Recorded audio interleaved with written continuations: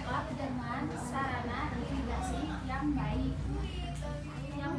Air seolah memancar dari segenap penjuru untuk menyirami dan menyuburkan tanah pertanian dan perkebunan mereka. Berkat karunia Allah ini mereka hidup makmur. Mereka mampu mengelola bukit dan gunung-gunung menjadi bangunan yang indah dan megah, menjadi bukti betapa tinggi peradaban dan ilmu pengetahuan pada saat itu. Dalam waktu singkat, mereka berkembang pesat dan menjadi suku terbesar di antara suku-suku lainnya. Ada kecenderungan manusia selalu lalai. Bila kemakmuran dan kemewahan sudah tercapai, mereka lupa diri dan hanya memperturutkan bahwa nafsunya yang tak kenal puas. Bukan Allah yang mereka sembah, melainkan berhala yang bernama Samud, Sada, dan Al-Haba. Bangsa Ad terkenal paling durhaka pada zaman itu. Mereka hidup di negeri Ahqaf, yaitu adalah Yaman dan Umar. Kejahatan dan kemaksiatan mereka benar-benar sangat keterlaluan. Nabi Hud adalah seorang yang berlapang dada, berbudi tinggi, pengasih, penyantun, sabar, namun cerdas dan tegas. Beliau adalah keturunan Sam bin Nuh, cucu Nabi Nuh. Beliau diutus ke tengah-tengah kaumnya untuk menegakkan kembali ajaran yang benar, mengembalikan umat yang tersesat dan bergelimang dosa menuju jalan yang terang benderang di bawah ampunan Allah. Nabi Hud berkata, "Wahai kaumku, kalian telah menempuh jalan yang keliru dan sesat. Batu-batu berhala dan kalian sembah tidak bisa berbuat apa-apa, tidak mampu memberikan kebaikan maupun kemerawatan. Hanya Allah yang pantas kita sembah.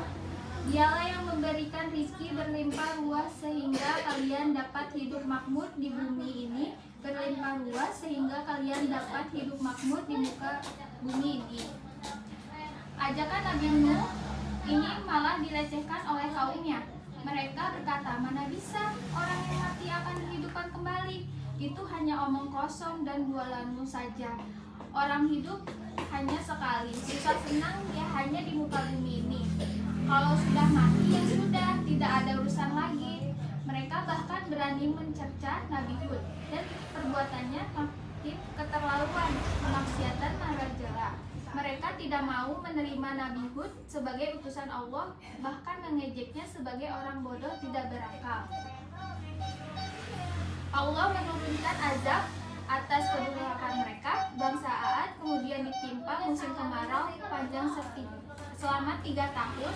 Tak ada setetes hujan sama sekali dalam kurun itu. Rusaklah lahan pertanian dan perkebunan yang mereka banggakan selama ini.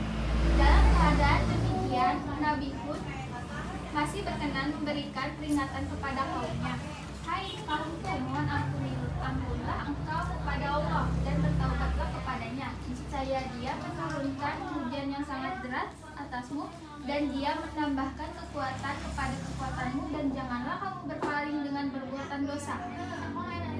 Tapi peringatan Nabi Hud itu malah ditentang keras oleh mereka.